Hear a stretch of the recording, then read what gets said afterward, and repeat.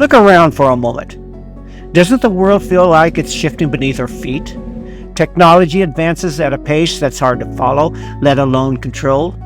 New tools promise connections and progress, yet many people feel more overwhelmed, distracted, and divided than ever before. Information travels instantly now. A headline can reach millions in seconds, but truth doesn't always move as fast. Misinformation spreads just as quickly, blurring the line between what's real and what isn't. Cultures collide, and beneath it all, there's a quiet sense that something important is slipping through our fingers. In times like these, people don't just ask practical questions, they ask deeper ones. Questions about meaning, about purpose, about whether anything solid still exists in a world that never seems to stop changing. This is where our journey begins. This project isn't here to preach or persuade. It isn't designed to defend a religious institution or pressure anyone toward belief. What we're doing is something simpler and more demanding. We're investigating. We're taking a careful, honest look at one of the most influential books ever written, the Bible, and the question people have asked about it for centuries. Questions about its origins, its credibility, its coherence, and whether it deserves the authority it has carried across history. Before we accept it or dismiss it, we owe it an honest examination. Across this series, we'll explore how the Bible came to be written and preserved. We'll look at who wrote it, when they wrote it, and why the words survived when so many others faded into history. We'll examine why certain books were included and others were not through conspiracy or assumption, but through historical evidence. We'll address claims of contradictions and bias, and we'll trace the Bible's most unusual feature, prophecy, statements about the future written long before those events occurred. Each episode will focus on one question, one claim, or one prophecy at a time, slowly, carefully, in contents. In this first episode, we're laying the foundation. We're asking some of the most basic and most important questions. Can a book written by dozens of human authors across 15 centuries really tell one unified story? Do different perspectives signal contradiction or credibility? Was the Bible shaped by human bias or recognized because of its authority? And does the ancient collection of writings actually point to one central figure, Jesus Christ? These questions matter because if the Bible is merely a human document, it belongs to the past. But if it behaves like something written beyond time, then it demands our attention.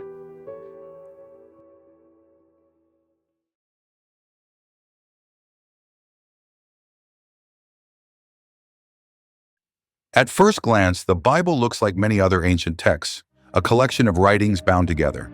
But when you slow down and examine it more closely, something unusual begins to emerge. The Bible is made up of 66 books, written over approximately 1,500 years, by more than 40 authors. Kings and shepherds, prophets and poets, fishermen and physicians, people separated by geography, culture, and centuries of time. There was no central editor, no committee overseeing consistency, and yet, from Genesis to Revelation, a single storyline unfolds. Creation, humanity's fall, the calling of Israel, the promise of redemption, the arrival of a Messiah, and the restoration of all things. That level of unity is rare, and it raises an important question. How does a book written like this read as if it knows where it's going?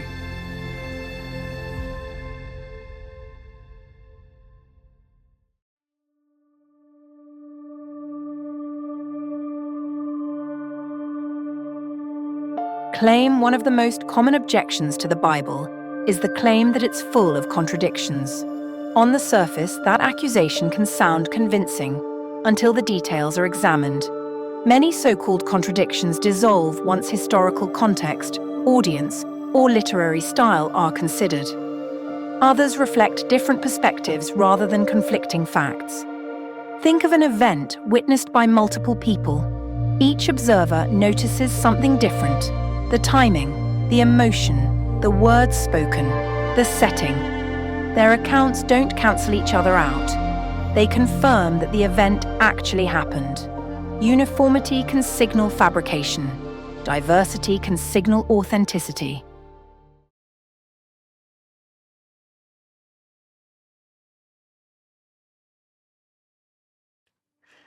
Another question often follows. Who decide what books belong in the Bible? Contrary to popular belief, Scriptures wasn't created by a powerful institution deciding what to allow or forbid. It was recognized, not invented.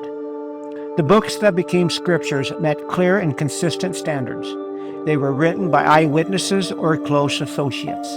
They aligned with previously accepted reevaluation, and they were already being read, copied, and trusted by communities spread across different regions.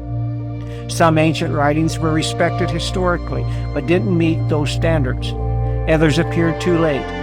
Still others contradicted what was already widely known. The Bible wasn't assembled by preference, since it was preserved by recognition.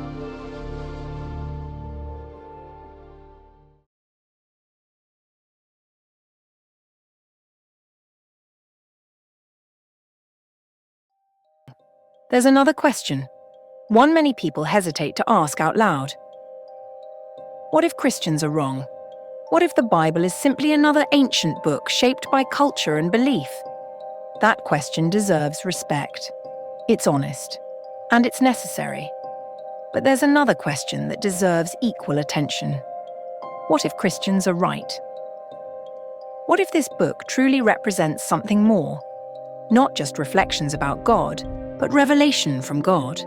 Not confined to one moment in history, but written with an awareness that stretches across time. If that were even possible, the implications would be enormous. This is where the Bible begins to separate itself from every other ancient text. The Bible doesn't just describe the past, it speaks into the future, repeatedly, specifically, and boldly. It records prophecies about nations, empires, kings, and events long before they occurred. Most striking of all are the prophecies concerning a coming Messiah, his lineage, his birthplace, his suffering, and his purpose, written centuries before the time of Jesus. These aren't vague predictions. They are anchored in real places, real people, and real history.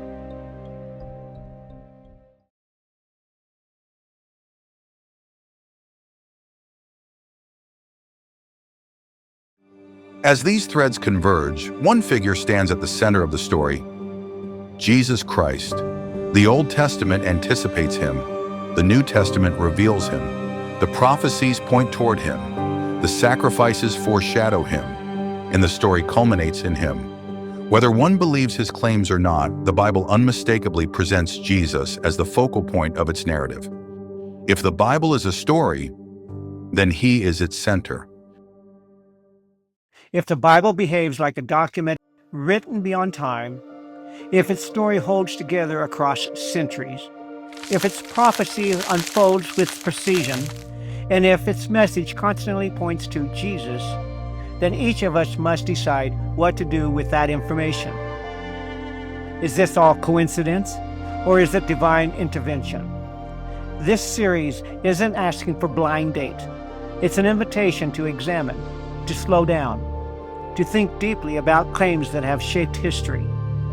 In the next episode, we'll begin exploring biblical prophecy in detail, starting at the very beginning, one prophecy at a time, each standing on its own, each examined carefully. Because if even one prophecy holds true, it reshapes how we understand the Bible. And if they all do, it reshapes how we understand everything.